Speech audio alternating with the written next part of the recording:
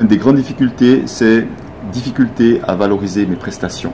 Combien dans les métiers d'accompagnement de personnes n'arrivent pas à poser un prix qui soit respectueux de ce qu'ils donnent. Ils vont mettre des prix trop bas, ils ont des peurs, ils sont mal à l'aise, et puis voilà. Donc ça, valoriser la prestation, valoriser ce que j'offre, c'est super important dans l'idée de gagner de l'argent suffisant sans devoir s'épuiser, parce que c'est pas juste de s'épuiser. Dans le même ordre d'idée, il y a justement la notion de des gens qui disent oui, je veux être accessible à tout le monde, je veux que tout le monde ait accès à mes soins ou à mes prestations. Et je peux vraiment honorer la belle intention. Par contre, ce que je vois, c'est que les stratégies utilisées ne sont pas les bonnes. La stratégie traditionnelle que les gens qui me disent ça font, c'est qu'ils vont mettre un prix bas pour que tout le monde puisse se payer ces soins-là. Et en mettant un prix bas, ils ne gagnent pas assez d'argent, ils doivent faire un nombre d'heures pour s'en sortir énorme. Et ils vont encore une fois s'épuiser tôt ou tard. Donc c'est pas la bonne stratégie. Comme dit Sue, la bonne stratégie, c'est mettez un prix qui soit juste, qui honore votre prestation, et soyez flexible pour ceux qui ont moins de moyens, mais ceux qui ont des moyens payent au moins le prix juste plutôt que de faire payer tout le monde avec un prix bas.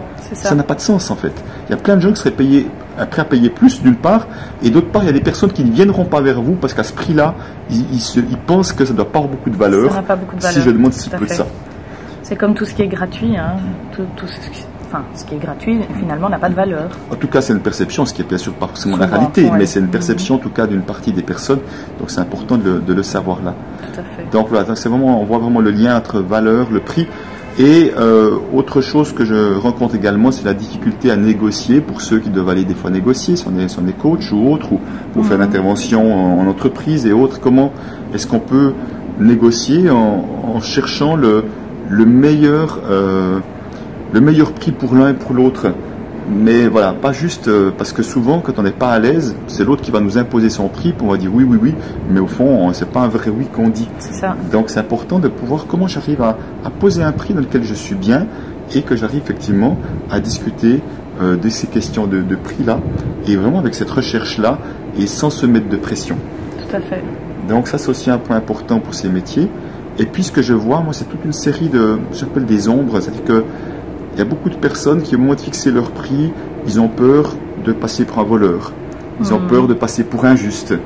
Ils ont peur de passer pour profiteur s'ils demandent trop. Donc, autrement dit, ça veut dire quoi? Ça veut dire que le regard des autres est encore trop important, qui fait que je ne suis pas vraiment libre. Je ne suis pas pleinement libre de faire ce que je veux parce que je fais des choses en lien avec... J'aimerais pas que les autres pensent ça de moi. Donc, je ne suis pas libre de moi de faire ce qui est juste. C'est ça.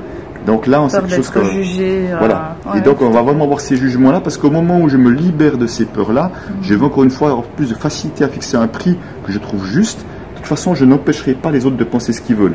Par si la personne pense que je suis un profiteur, puis c'est insupportable à entendre, je vais faire des choses en fonction de ça. Alors que si il pense que je suis un profiteur, et alors où est le problème? Moi, ça lui appartient. Ça lui appartient. Voilà. Ouais. Parce que la réalité, c'est que oui, je suis un profiteur. Moi, je profite de la vie à chaque instant. Je profite de l'opportunité que tu me proposes pour parler de ce que j'aime. Mais ça n'empêche pas aux autres de profiter de la vie non plus. C'est ça. On peut voir qu'on peut être profiteur sans que ce soit au détriment des autres. Moi, je remets toujours les mots avec un autre sens, plutôt que le sens uniquement négatif qu'on nous a enseigné, éduqué ou appris.